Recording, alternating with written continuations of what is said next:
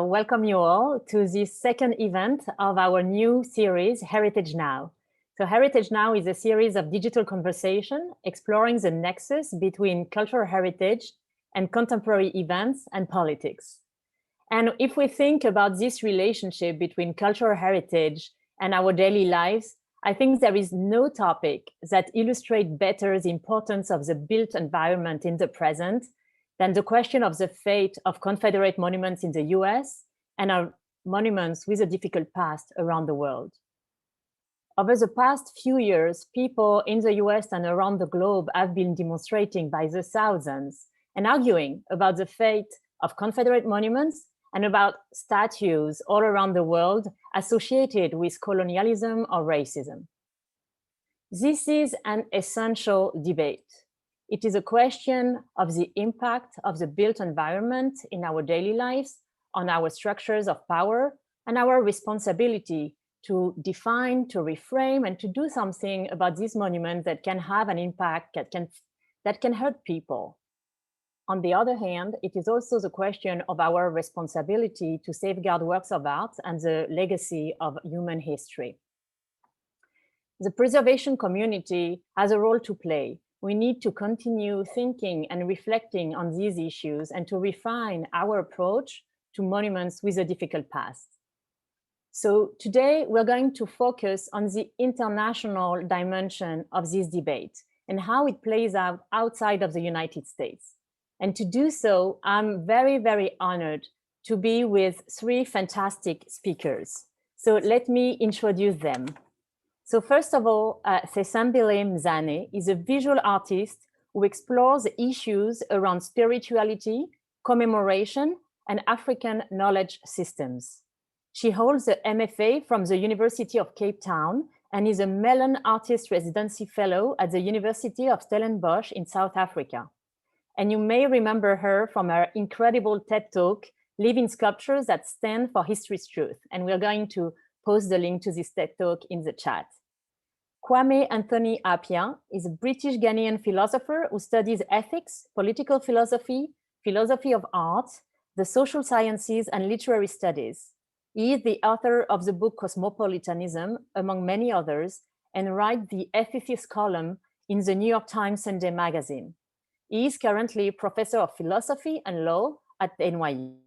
And finally, Dr. Joshua Arthurs is a historian specializing in the cultural, social, and intellectual history of the 20th century Italy and Europe. And Joshua is an associate professor of history at West Virginia University and a fellow at the American Academy in Rome. So thank you all so much for joining us today. And I would like also to thank our media partners, Untapped Cities, that had helped us spread the word about this event. And as Priya said before, we will have a short Q&A at the end of this session, so don't hesitate to type your question right now in the chat. So to kick off this conversation, I would like to ask a quick question to the three of you. Can you share with us a monument that to you represents a complicated history? A monument where genuinely you don't know whether its historic significance outweighs its negative associations. So maybe we start with you, Sethembile. Can you quote and cite a monument like that? Okay, so I chose the African Renaissance Monument. I believe as much as we are very critical of colonial era statues and monuments, that we also have to be very critical of post-colonial monuments that have been created, especially in an African context. We tend to monumentalize in the same ways that our colonial rulers did. But now that we have the chance to reimagine what our societies should look like and should, I suppose, should look like, yes, we need to be very critical of what markers we put in our society. And in this monument specifically, the imagery and the associations that are within the symbolism within the actual monument is not very representative of Senegalese society, and also how the woman is represented. It's a Muslim state, and the woman is not modestly dressed as women would be in such a society. And also how the child represents the future. And we're saying that this is African Renaissance, which is supposed to signal African liberation. But we're saying if the future is pointing to the West, what are we saying about Africa's Renaissance and our future? Are we saying that it's not in Africa, it's actually in the West? So I find this particular statue or monument to be very problematic. Okay, thank you for bringing our attention to this monument that is really incredible. Okay, Anthony, can you share with us a monument that you want to talk about? So I have the same sort of feeling about the Kwame Nkrumah Mausoleum in Ghana, which is a new building in Accra. And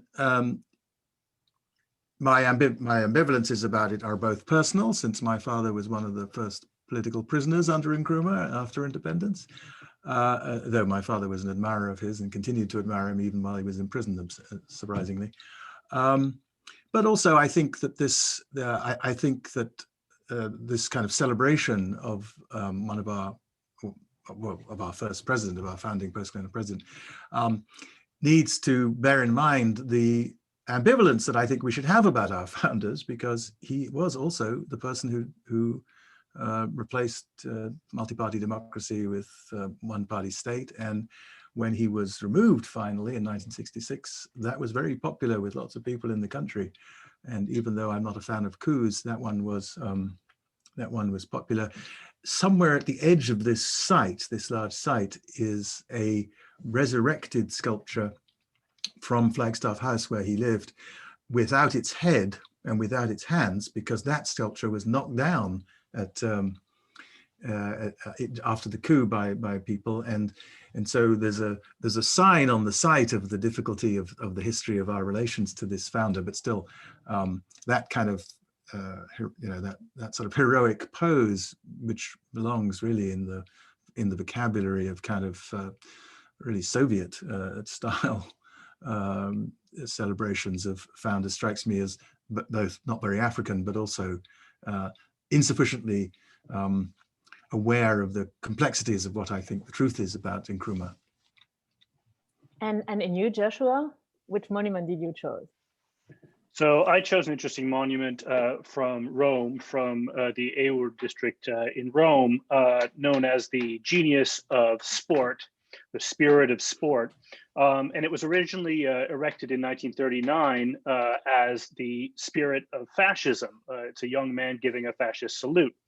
But after the fall of Mussolini's regime, the reason I've given these close-ups is that the hands were altered to replace the fascist salute with a Roman boxer's glove. And you can also see at the base that the word fascism was removed and sport was installed. And so I think this is an interesting monument to think about, because sort of we can wonder about, is this a fascist monument? Is this an artifact of post-war defascistization? Is it an expression of Italian ingenuity, or equally of willful amnesia, forgetting? So there are many layers of this monument to unpack. Thank you very much. I think those are like three very good examples of complicated monuments. So now the question is how to deal with them. And because today we are focusing on the international dimension of this question, I will ask you, Joshua, if you could share with us an overview of how countries with a truly difficult past, like Germany and Italy, with very much inscribed in their built environment, have dealt with their Nazi or fascist past. Thank you. Can everyone see my screen all right, my slides? Very good. Okay, so thank you for that. Yes, I'm going to have a brief discussion of how Europe's two principal fascist regimes, how the homes of these regimes confronted the material remnants of these pasts, using two sort of illustrative case studies drawn from my own work and from scholars like Sharon McDonald and Anna Mascorella as well. And the first example I wanted to give was from Germany, which is the Nazi Party rally grounds at Nuremberg. Might be most familiar to people from Leni Riefenstahl's Triumph of the Will, which chronicled the 1934 Nazi Party Congress. And it includes this massive Zeppelin field, which is this sort of stadium built around a neoclassical grandstand that was designed by Albert Speer, and this site of political spectacle for the Nazi regime, of athletic events, of mass rallies, of various kinds of political ceremonies.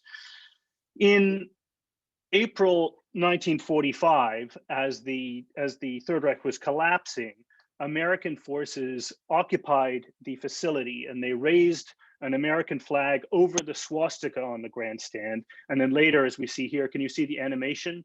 They, as you can see, they detonated it. And all this was captured on newsreels and sent back home as a spectacle of the Allied victory and the total defeat of Nazi ideology. And it was part of a larger program of denazification by the Allies. In 1946, there was a formal order that, this is a quotation, every existing monument, poster, statue, edifice, street or highway name, marker, emblem, tablet or insignia must be completely destroyed and liquidated. So the Allied view was that nationalism and militarism were profoundly embedded in the German national psyche, and all traces, material and psychological, needed to be removed. So when we're talking about monuments, for example, they not only destroyed Nazi monuments, but also 19th century German military monuments that were seen as part of the same tradition of militarism. So monuments that predated the Third Reich. And this policy has proved extremely effective. It's very difficult today to find Nazi public iconography in Germany to this day. Now, for several decades after the Second World War, the rally grounds that I mentioned before were used as an athletic facility by the American High School in Nuremberg, and they also hosted concerts and other public events. But beginning in the late 1960s, as part of a larger coming to terms with the past, the Vergangenheitsbewältigung, especially amongst younger Germans born after the war, there were new debates about the fate of the stadium, and particularly over whether it should be demolished to destroy this remnant of the Third Reich, or whether that demolition would signal an attempt to forget, to sweep an uncomfortable past under the rug. Or conversely, should it be preserved, or did that run the risk of glorification, of restoring something to its past majesty? And so ultimately, the government decided on a policy of calculated neglect, of allowing structures to fall into a state essentially of disrepair, and thereby to sort of trivialize them, to profane what were meant to be enduring monuments to a 1,000-year Reich. In addition to this policy of calculated neglect, the authorities also installed a documentation center, which was very explicitly described not as a museum, but as an education center where visitors could learn about the history of the site and the horrors committed in Nazism's name. And even the design itself was meant to disrupt this idea of museumification. The architect who designed it described it as a stake slicing through the building and breaking its monumentality. Recent years have actually seen a renewed controversy because the Bavarian government wants to invest public funds in restoring this decaying structure, not out of the desire to restore it to its original glory, but because the site's popularity as a tourist destination and a pedagogical space that draws hundreds of thousands of people a year is now at risk because of the instability of the structure.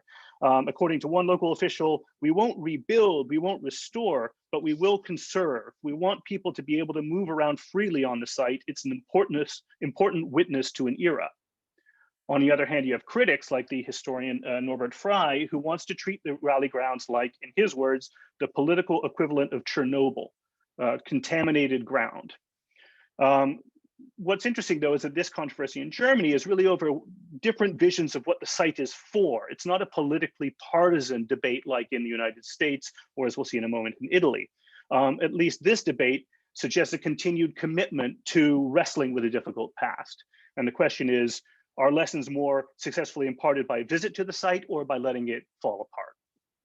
And if we switch to the Italian context, as a point of comparison, I want to look at a comparable site, the Foro Italico in Rome, which was an athletic complex built by Mussolini's regime over the course of the 1930s. It was imagined as a modern forum, a counterpart to the ancient fora in the historic center, as you can see here, with Roman-style mosaics depicting fascist achievements, in this case, the conquest of Ethiopia in 1935-36. It has marble blocks commemorating different dates of the fascist calendar. Here we see the fall of Addis Ababa. A stadium with marble neoclassical nude statues of athletes. And then as you see in the center, a 120-foot tall obelisk bearing the words Mussolini Dux or Duce in Latin. There is also a Latin codex describing the glories of fascism that has been buried under the obelisk to be discovered one day in the future by archaeologists, several thousand years from now. The Foro served as the headquarters of the main fascist youth organization, the Balilla, the Italian Olympic Committee, and it also hosted various ceremonies and sporting competitions and performances.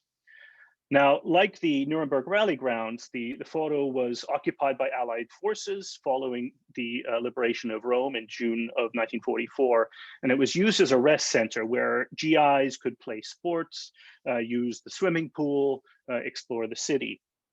And again, we see the kind of triumphalist superimposition of American symbols onto fascist monuments. But unlike in Germany, where there was a policy to dismantle every trace of Nazi iconography, there was no such measure in Italy. Whereas the Allies saw basically all Germans as Nazis, in Italy, they viewed all Italians as essentially good people who had been led astray by a small fascist clique that had now been thrown out of power. And so we can debate why this was, whether this has to do with longstanding cultural stereotypes about Italians or the large Italian-American community and the presence of Italian-American troops on the ground, Cold War politics, as the Americans wanted to integrate Italy into the American sphere of influence. But at any rate, the Allied presence and the lack of any kind of coordinated policy of defascistization meant that the Foro survived intact, and it was actually regularly restored to its original state over subsequent decades. So for example, as we see here, it was used as a main venue for the Rome Olympics of 1960. And even today, it houses the stadium for Rome's two football clubs, Roma and Lazio, and supporters pass these monuments every match day. So the Foro lives on today without any form of contextualization or counter-narrative. There are no explanatory panels. There's no documentation center. The fascist monuments and slogans and mosaics are all allowed to speak for themselves. As a student who, on a tour group that I once led, remarked, she said, "It's like winner's history, but told by the losers. There's no sense that fascism here lost." This has also permitted the site to be a rallying point for the resurgent far right in Italy. And regularly on events like Mussolini's birthday, like we see here, they leave flowers and tributes to the Duce. History proved that you're right. The comrades render honor unto you. This has become a commemorative space for neo-fascists. And controversies regularly emerge, but they're always framed in terms of long-standing debates between left and right in Italy, between those parties who embraced the heritage of the anti-fascist resistance that gave birth to the post-war democratic republic, and right-wing parties who argue that the Foro is an illustration of the good things that fascism did for Italy. Infrastructural modernization, the promotion of modern art and architecture, and so forth. The most recent controversy was in 2015, when a member of the center-left national government was caught on video agreeing that the text Mussolini Dux should be erased from the obelisk. And this caused a major outcry on the right, and far-right activists mounted a social media campaign to protect the obelisk by taking selfies in front of it and hashtagging it so that people could follow this outpouring of support for the Mussolini obelisk. And so this was part of a larger culture war against what the right called leftist intolerance and political correctness. It was bolstered by the support of some historic preservationists and architecture critics who argued that the monument should remain untouched. And it allowed the far right to portray itself as the defender of embattled heritage and respect for history. And we can talk in the Q&A about the connection to pro-Confederate discourse in the United States.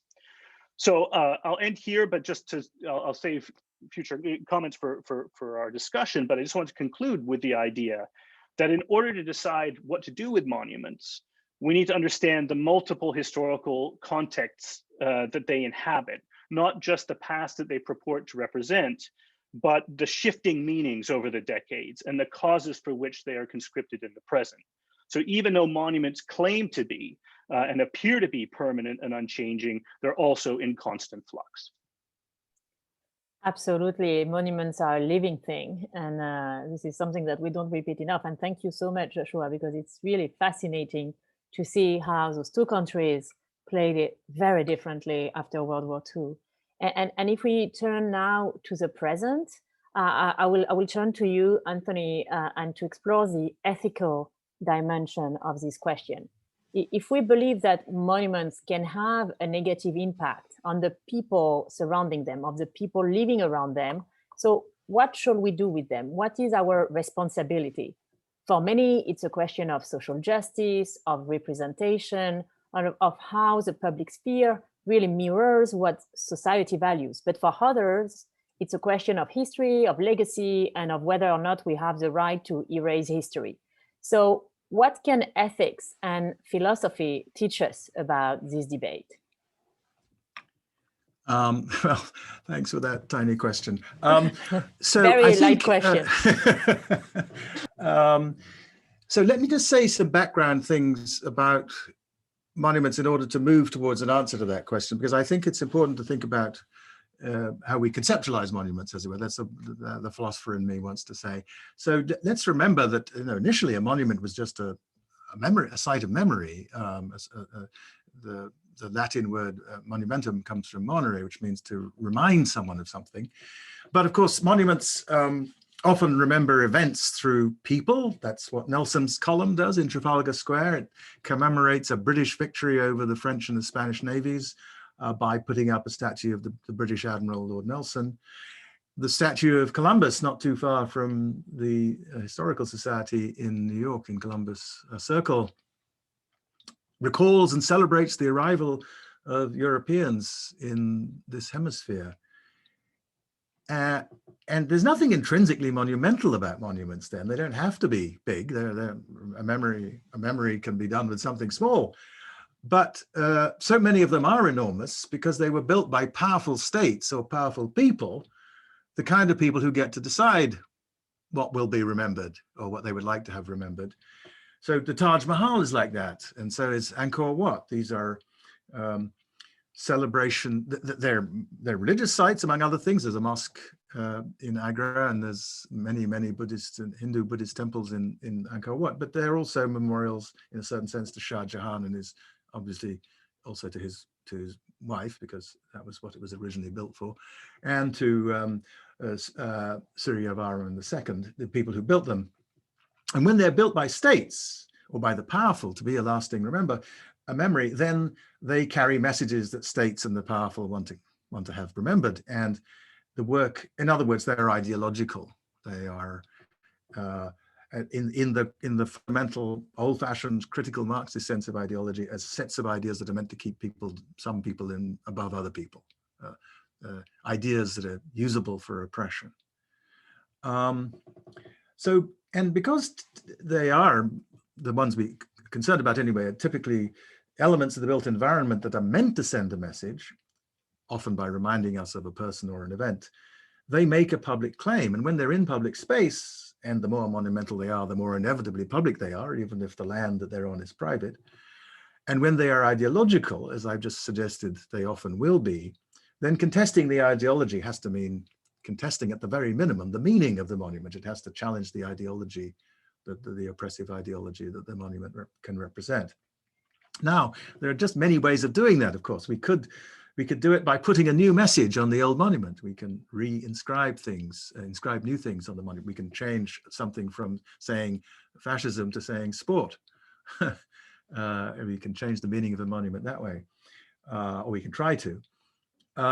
We can, if we choose, take a symbol of somebody's victory and turn it into a way of honoring the people who were vanquished. We could reshape the meaning of the statue of Columbus in Columbus Circle in lots of ways. We can add, in other words, or subtract from monuments. We can add new monuments to confront the old ones. And of course, we can remove the monument by taking it down and contest its meaning by taking away the vehicle of the meaning, the symbol. So now, having said that, let me get around to my answer, which is that once we recognize something that Josh already said, once we recognize that monuments, contests over monuments are contests over meanings which change, the meanings of monuments change, the context changes, and most importantly, they mean different things to different people. There's no guarantee that when I see the Columbus statue, I am reminded every time I see it of the Lenape people, the Native Americans who were here when the Europeans, when first the Dutch and then the British arrived, and the fact of our living on land that was their land. So it does a completely different piece of ideological work for me from the work it's maybe was intended to do.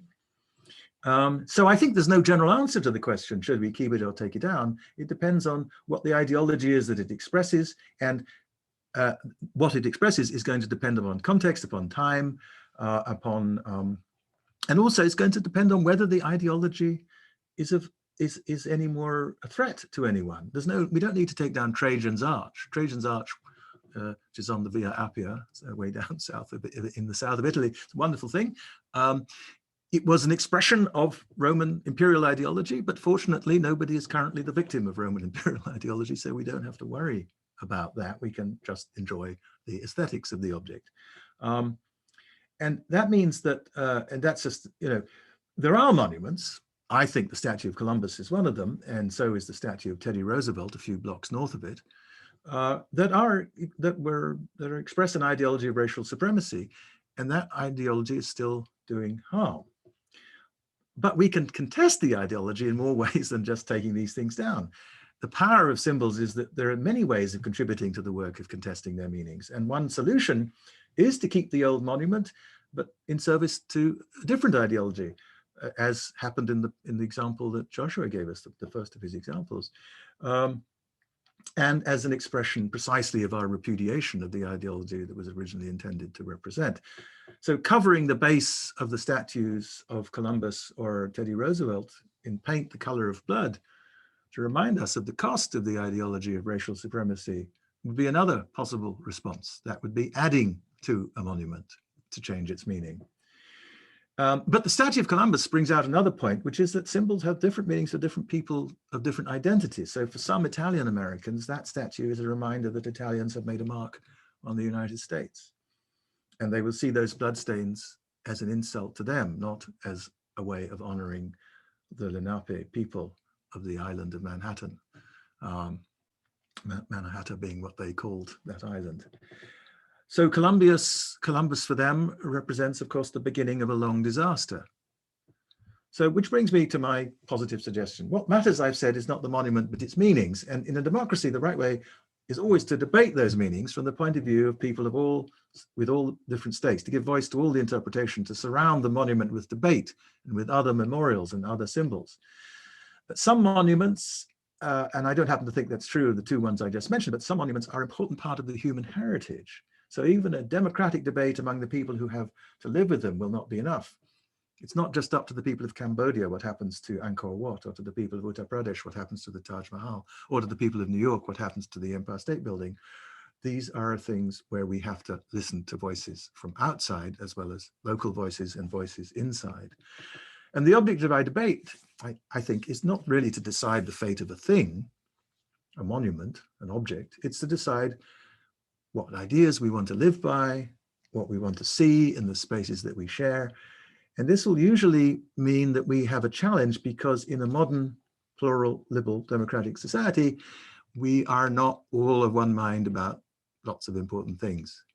Liberalism, the political philosophy that I would endorse, is about learning to live together while disagreeing vigorously with one another. And because the ideological work of a monument can be undone without doing anything to the monument itself, I think there's always something to be said for holding on to it as a site of reflection.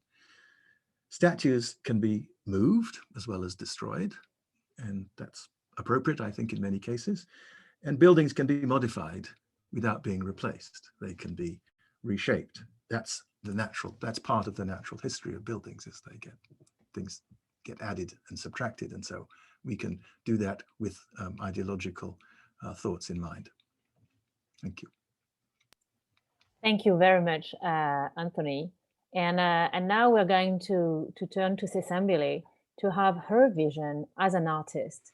So Sethembile, in your TED Talk, you talk about the fact that when you started living in Cape Town, you had this feeling of invisibility and dislocation because you were seeing yourself nowhere represented. It was a very European-centric city. And at the same time, you became aware of a sculpture, a soapstone bird that was coming from Great Zimbabwe, this amazing site in Zimbabwe, where Monuments Fund happens to work. And it was a soapstone bird, a sculpture that was looted, and that was part of the estate of Cecil John Rhodes. And so that led you to a performance, one of your most well-known performance, where you embodied that bird when the statue of Cecil John Rhodes was removed. So can you tell us about this feeling of dislocation and invisibility, and how it led you to this performance and to your work as an artist? Okay, I'm just gonna share my screen.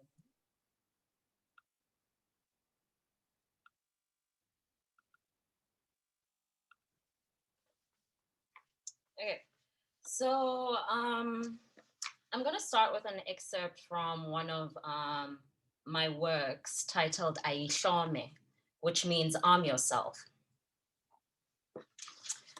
Do the women in your family tree remember what it feels like to have their names voiced aloud? Nokuthula, Jabulile, Gogo Mashangi. Sitting on the shoulders of our foremothers, Ayihlome is an ode to the revolution of women's struggle in the making of nations, communities, and families. The anti-apartheid struggle song Ayihlome Ihlasele is a call to arms in liberating South Africa. Various struggle heroes are mentioned in this song, such as uMandela, uSobukwe, and Sisulu, but not a single heroine is called upon. Songs like these were popularized in the 1976 student uprising in Soweto. And more than 4 decades later, the representation has not changed. Pertinent questions during the Rhodes Must Fall movement in 2015 were asked by Black women in the movement. How will history remember us? As tea ladies and secretaries? If song making in protest songs creates legends, then the omission of women who took up arms in various ways becomes the dehistoricization of women in the liberation struggle of any country. It is no surprise that even in current movements, women's concerns, which formulate as a part of a nation's issues, have become sacrificed for the cause. So how do women arm themselves from the erasure of history making? This is a question that has continued to plague me in thinking about commemorative practice. How do we remember? Who do we remember? Why do we even want to remember? For me, the journey began in 2013 when I began the Public Holiday series, not as a scholar or even as an artist at the time, but just an ordinary citizen. The series came 2 years prior to the Rhodes Must Fall movement that demanded for the Rhodes statue at the University of Cape Town to be removed from the institution. In South Africa, there is a persistence of colonial history through its architecture, institutions, monuments, statuary, art, and even furniture. I experienced these spaces, especially in Cape Town, to be particularly masculine and racialized. Moving in such spaces, how does a little girl from a township in Khayelitsha, a teen from Gwalanga, or a young woman from Kukuletu see themselves in such spaces? What do these white male statues communicate to her when there is little or no representation of someone who looks like her? So I decided that on public holidays, I would carry my white plinth around different parts of Cape Town and Johannesburg in relation to statues, monuments, and historical sites. The aim of the series was highlighting the significance of Black women in the Southern African political landscape by asserting my body in public spaces as a living sculpture through a process of temporary monumentalization. I came to understand my work as what sociologist Martin Murray describes as a vernacular mode of remembrance, which is basically everyday ways of performing the act of memory, which often sits outside official or sanctioned memory. Examples of this would be crosses and flowers, just as Joshua showed some of the flowers and stuff on one of the monuments, or even murals that were created by communities where certain events happen, such as an accident or a murder, such as in the case of George Floyd. Murray also says public commemoration always involves a combination of official or monumental and the vernacular or the popular. Ironically, I think we tend to forget that monuments and statues fall under commemorative practice, which is the act of memory or recalling and the performativity involved in representing this memory. But does the monument tell the entire history of its existence? Or does it sugarcoat it? Or does it sugarcoat the timeline to suit specific political agendas? After South Africa gained its independence in 1994, only in 1997 onwards were new monuments erected to include women. But even post-apartheid and post-colonial monuments sometimes fail and misrepresent the groups they are honoring. So I asked myself, if women are not remembered in the same way that men in society are remembered, nor are they represented at the same scale as some of these monuments are, how are women remembered? This takes me back to the beginning of my presentation and how do women arm themselves from the erasure of history? So after a while, I retreated from public spaces into the private domain where women are usually remembered in photo albums that are often out of sight and tucked away in wardrobes, keists, and dressing tables. I also retreated because public spaces are tiring. Having to assert, reclaim, redefine your existence can be very draining work. So I tried to find the home place that feminist Bell Hooks speaks of. She notes, historically, African-American people believed that the construction of a home place, however fragile and tenuous, the slave hut, the wooden shack, had a radical political dimension. Despite the brutal reality of racial apartheid, of domination, one's home place was the one site where one could freely confront the issue of humanization, where one could resist.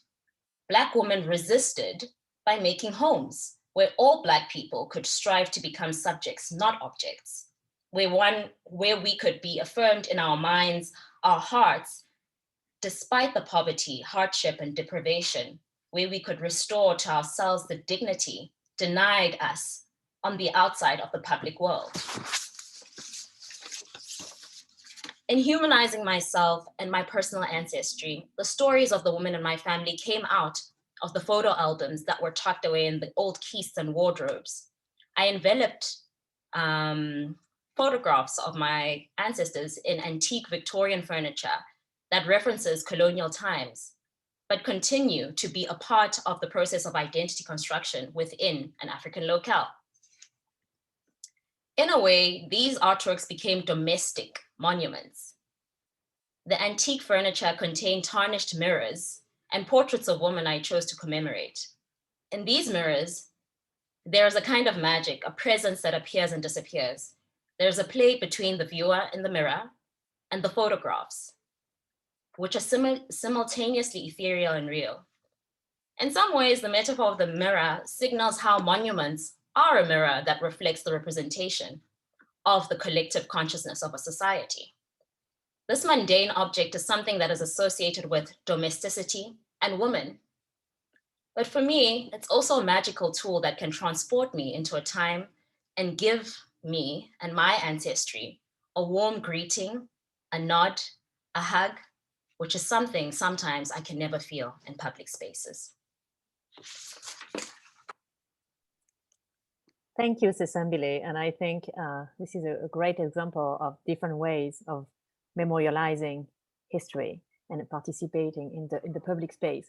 So, because today we are really trying to talk about the international dimension of this debate, because I can see the overwhelming number of reactions in the chat, and many of them are about the US. And we are trying today not to get into the US debate, even though it's really fascinating. So I will turn again to our speakers and to ask you about what has been the reactions abroad after the last iteration of this Confederate monument debate in the US, where in the name of Black Lives Matter and social justice, people demonstrated by thousands to take down the monument. So what happened?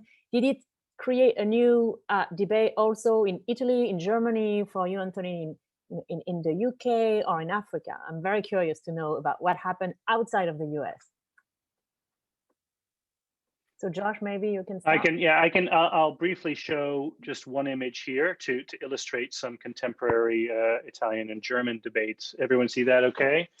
So what's interesting in both countries is that in the kind of current moment, the focus has not been on remnants of or directly on remnants of Nazism and fascism, but particularly on the colonial histories of Germany and Italy, which are also tied to those ideologies, but not exclusively. In Germany, there has been a confrontation with the pre-Nazi colonial imperial legacy in Africa and places like contemporary Namibia and Cameroon, and a revisiting of monuments celebrating the conquest of empire. And the example I have here is the Ascari relief from these barracks in Hamburg. Incidentally, this is a Nazi-built monument commemorating events that occurred before the Nazi period.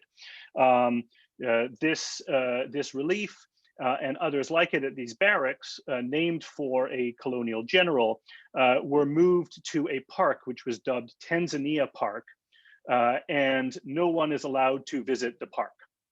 So these are being treated in Chernobyl-like fashion.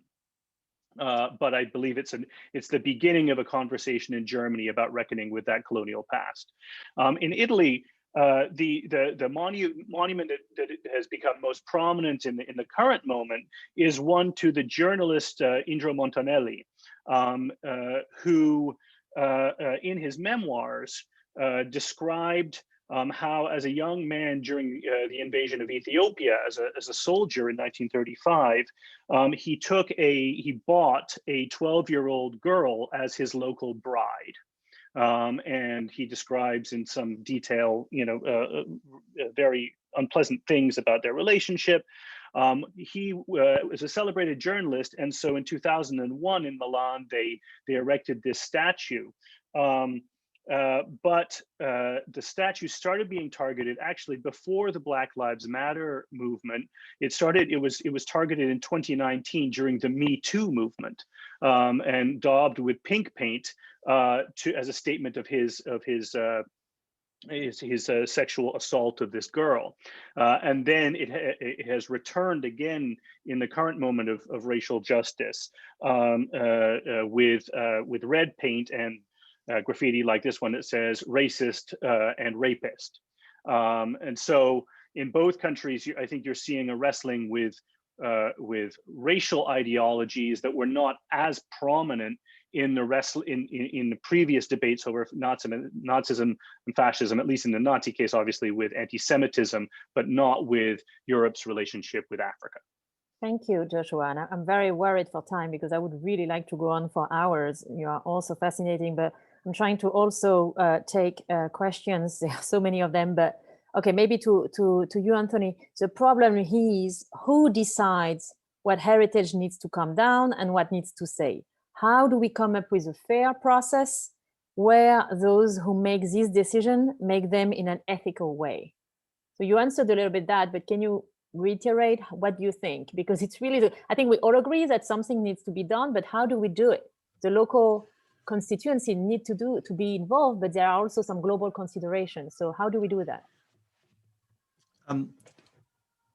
It's always public space is public. Lots of people are involved in it, and it's never going to satisfy everybody. And that's true of things. This is not a point about monuments. It's just a point about public space.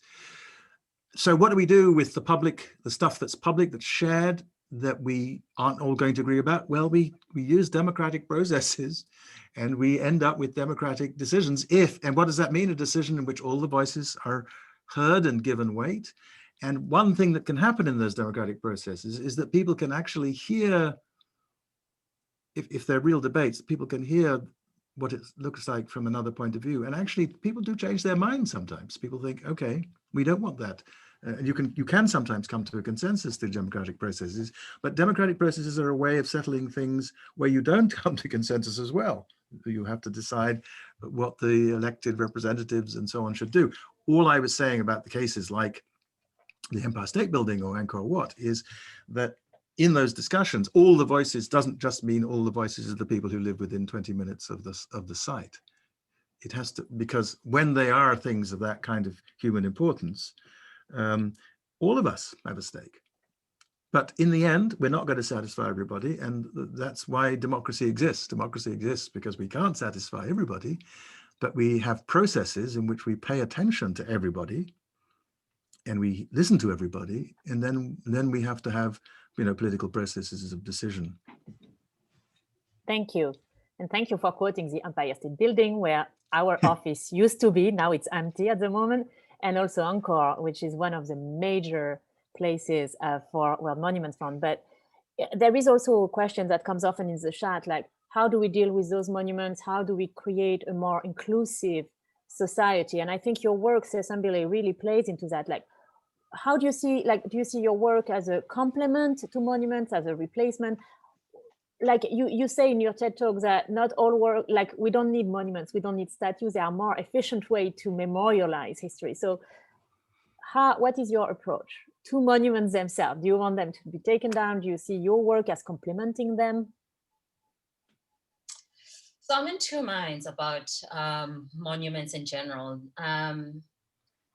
On one spectrum, I do feel that there is an importance to having monuments so that we can have conversations around them. And in that sense, we can have counter monuments, which I suppose my work would kind of fall into.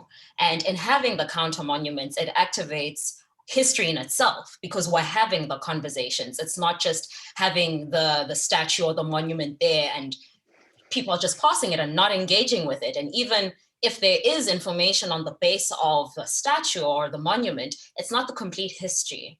And sometimes these monuments become like poop stands for pigeons, And so when we have counter monuments, such as the work that I've done, or vernacular modes of remembrance, so having like graffiti that speaks to specific subject matter that is institutionalized or part of official memory, then we are actually engaging in history and we are actually doing the act of remembering instead of just, I suppose, putting our faith in the memory or our faith in monuments or these lifeless things that don't necessarily speak, but they are sort of like ghosts in our society because they haunt us.